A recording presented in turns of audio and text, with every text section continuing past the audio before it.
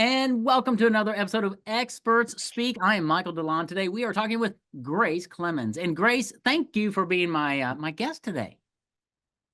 Thank you so much for having me. I'm happy to be here. Well, you're welcome. It's going to be fun. Grace is in Barcelona, Spain today. She travels the world, doing what she loves to do. She lives that entrepreneurial life that many people just dream about. I love talking with people who are actually doing it, and she's an expert at I'm going to phrase it this way. Tell me if I'm wrong.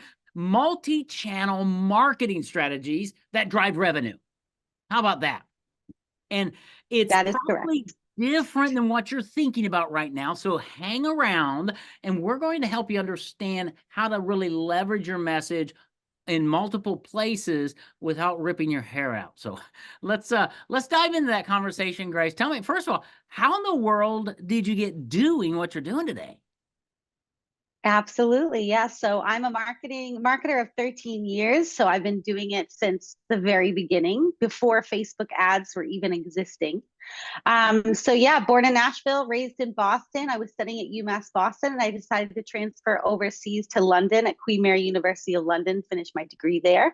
And that was kind of when, had I not taken 2 years off of university and gone back, digital marketing wouldn't have even been a course that I could have taken. So when I went back to university, ended up finishing my degree in London at Queen Mary, I had that focus on consumer psychology and digital marketing. I then went on to do my thesis on consumer psychology and digital marketing and how social media affects us psychologically. And, we'll come back around to that topic because I love talking about that still to this day. And I was picked up right off the bat, like while I was still studying university, because I think social media and marketing is something that always came very naturally to me. I think being lucky enough to having been there from the beginning and grown with it, as well as studying marketing before it transferred into what it is today. So yeah, I started in B2B mobile marketing. I built the entire digital marketing strategy from the ground up for an agency called Hi Mom Said Dad, working with clients such as Carling, Cadbury, Oxfam, Royal Caribbean, some really big FMCG brands. And then I did a little bit of freelance consultancy in between there. And then my next big role, which was at Silkfred, a London-based fashion marketplace. And there was not a marketing hat that I didn't wear there. I took email marketing revenue from 1 million to 2 million in the first year. We saw 5 times growth within those 4 years. So I had a ton of fun there. I learned kind of every nook and cranny to marketing that there is. And it was a wonderful team, a wonderful time. Then I went freelance, got picked up by X Prize, did some nonprofit work with them. Elon Musk came on board, donated $100 million to the Carbon Removal Project, which I managed the launch of. And since then, I've been doing e-commerce. Now I'm actually focusing on digital marketing audits for e-commerce brands. So really, this will go, deeper into that, in terms of that is really how I help brands create their strategies, is through data analysis. And then at the end of that report, there is, the actionable insights, which is like, hey, this is what we're going to do with your strategy going forward, whether it's next month or to a quarter to the next 2 quarters. And as the brand, you have a choice to either implement those findings in-house with your marketing team, or you can outsource to SGC Marketing, which is my agency. And I have a team of freelancers that are handpicked to implement each strategy, custom to each brand. So that's really what brought me to here today. That's awesome. Yeah. If only you could have a little bit more experience, Grace. Could you kidding? Wow. That's a great background, great story. Let's talk about this whole concept of, and I want to talk about the digital marketing audit before we end, because that's really a cool tool that you make available to people. But let's talk about this whole multi-channel marketing thing, because I work with business owners all day, every day, right? And I think they think they're doing multi-channel marketing when they say, well, I post on Facebook and I post on LinkedIn and I post on YouTube. And maybe that is, maybe that's not. And I know you've got a background on email marketing, which I love because I'm a big email marketer as well. And I think a lot of people think that's just dead and gone. So unpack a little bit, what do you mean by multi-channel, and how do we kind of weave messages and ideas through all of that to make it work better? Yeah, of course. And I actually loved your email marketing funnel that I received, by the way. So Thank great, you. great job there. But yeah, so a multi-channel for social media, that is part of it for sure when you're on YouTube, LinkedIn, and Facebook. But I think that's an umbrella overarching. You're talking about everything from your email to all of your social media channels to your SMS text messages, all of that stuff, having the brand salience across all of the channels, and then taking that a step further and looking at the customer journey. You know, how can we get people from our website to our phone, or when they're in a store physically, how can we take that in-store experience and follow them out into their email, into their mobile phone, whether they're in the store or after they've left. And then that also goes, you know, getting them from social to your email list, and really thinking about where that conversation and where they're at in their journey. Sometimes, you know, your newer audience going to be following you on social, whereas you know your email audience is going to be a lot more engaged. So the way you speak to them and what your CTAs are at that phase in time. SMS is a newer player in the game, but it's a very engaged audience. And I think that's something I've talked about a lot recently, is just how you speak to people via text messages, and the way you speak to people, and that timing of how often you reach out to people is very different in email to text message. So I think when I think multi-channel strategy, yes, it is being here and there and being everywhere and having that brand salience, but it's also thinking about how people are experiencing you along the way from here to there and in between. Yeah, that's really cool. And I love when you said customer journey. I think a lot of business owners have a wrong understanding of that, because I think a lot of business owners think it's the customer journey from where they are to when they become my client. And I think sometimes it's more along what you said is, well, it could be when they're in my store or on my website, to when they're at the park with their kids, to when they're over here, and where I'm reaching them, and how am I messaging on social versus email versus text. And I don't know that, I just don't know that business owners get that. Can you elaborate just a bit on the different channels and showing up as, for instance, if a business owner posts, let's take estate planning attorney, just pick one random, right? If they're going to show up on LinkedIn and TikTok and Instagram with a similar message, it might be delivered in a different way, because those platforms, you're in a different place when you're on those platforms, and those platforms show up differently, right? Is that what you help some people understand as far as the communication aspect of this multi-channel thing? Oh, yeah, absolutely. Communication is definitely part of it.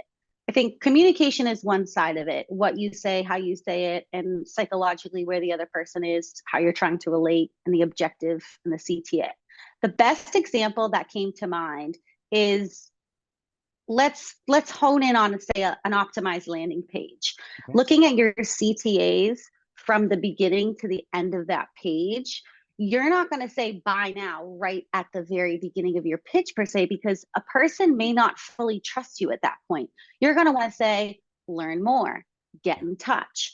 Once you've gone through all of the information and you've given testimonials, and you've really actually given someone something to trust, something to work with, then you can say, hey, buy now. I think that's a microscopic, a view of it. But then on a macro view, yes, of course, it is thinking about, are they a new audience on social? Because then that's also the part of the journey that's kind of got mixed up with social, is that you have dark social. You have people that are getting to know you and save you, and then go and search for you at a later point. So yeah. Yeah, that's great. Talk a little bit about your audit that you've created for businesses, and what is it? How long does it take? What you mentioned a little bit, but explain a little bit more, because I think that's a great starting place for a lot of businesses, really.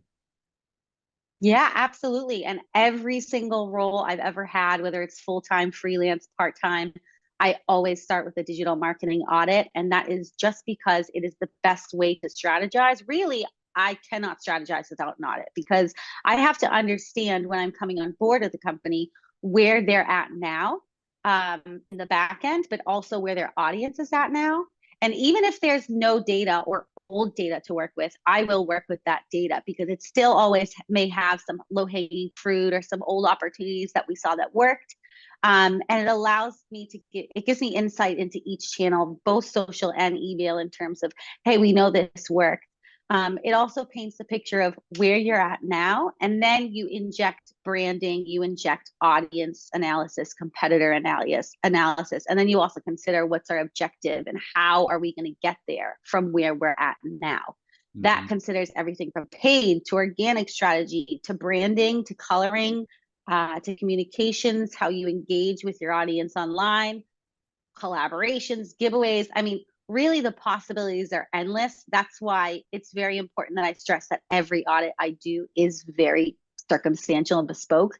I could give a template away, but there's no way that template is going to remain the same for everyone. I've never done an audit in my entire career that has been the exact same. But I have seen some incredible findings, some incredible wins and output that I, be happy to share. But audits, really, you shouldn't be strategizing without looking at your data and really, looking at your goals and your objectives and your audience behavior in order to make, data-backed decisions, especially with content, because content is, a subjective thing.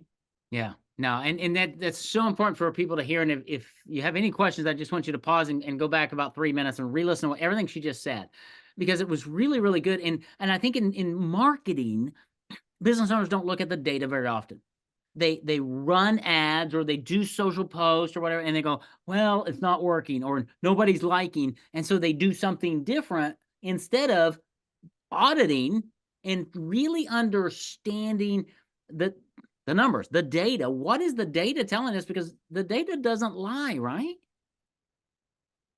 It doesn't lie, and it will surprise you as well. I've seen such as coloring on templates for emails where I did an audit and I said, look, we know that this color works on Instagram. We've seen it's a win. Let's apply it to your email templates.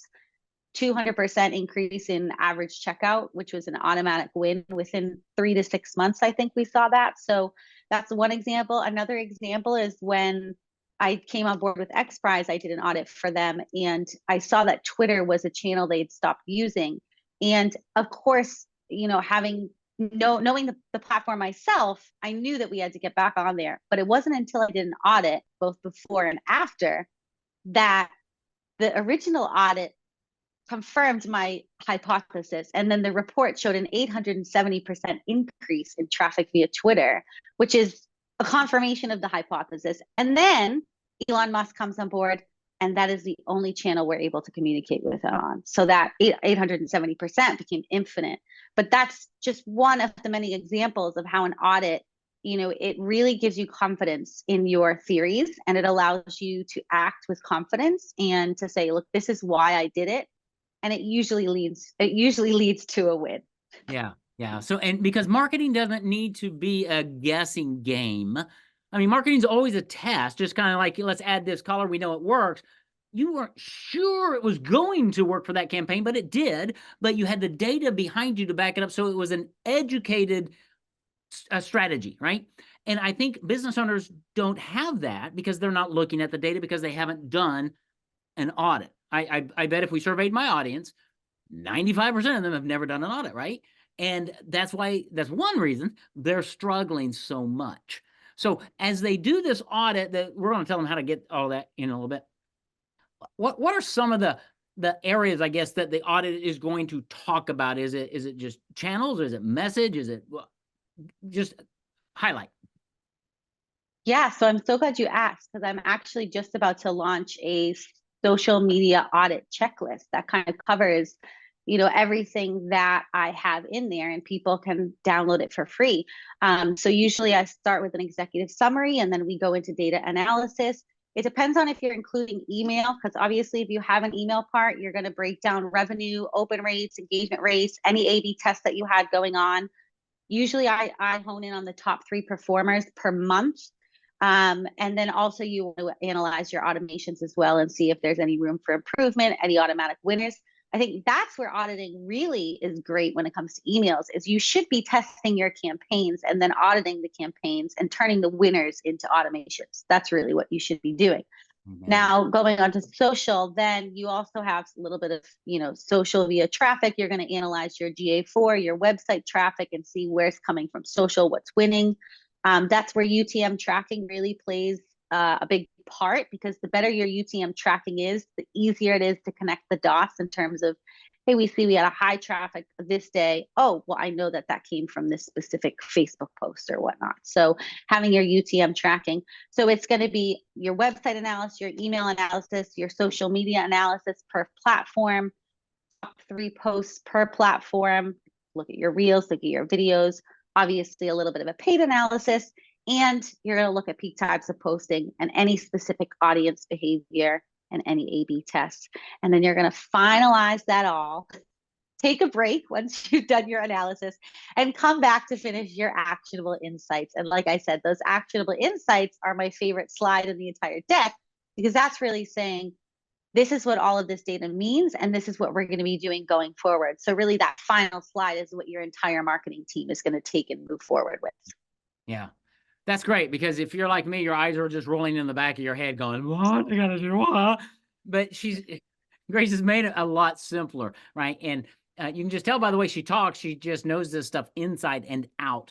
And if you're a business owner, you probably don't understand half of what she just said, but that's why you need to reach out and talk with her and her team and take this audit, because it's going to give you the data that your team can run with. Or if you don't have a team, Grace has a team. She not only understands how to give you the data, she knows how to execute on that data. And she obviously has the track record to prove that when you make data-driven decisions properly, odds are you're going to get better results, right? There are no guarantees in this, but when you look at a track record like Grace has, you can kind of predict what the future is going to have. That's my hypothesis, Grace, and I think it'll prove out.